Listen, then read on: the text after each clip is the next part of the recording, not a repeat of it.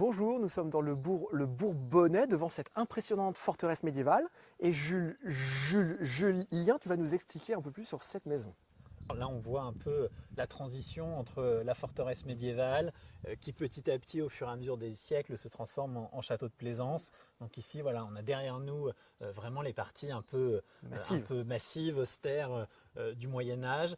Et puis la transition sur le 19e siècle, sur cette aile qui a été construite donc pour un proche du duc de Morny, demi-frère de Napoléon III, avec beaucoup de richesses et avec beaucoup d'éléments intéressants.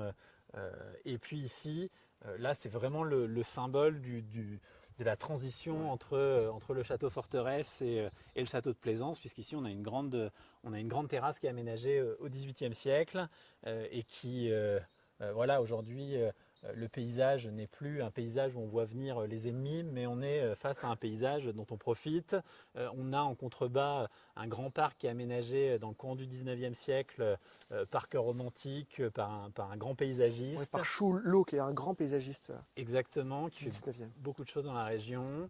Et voilà, on est cette vieille forteresse austère au 19e siècle. Elle devient un peu Une villégiature ouverte avec une très belle vue. une villégiature et en même temps un endroit où tous les grands personnages qui fréquentent l'Allier viennent passer un moment.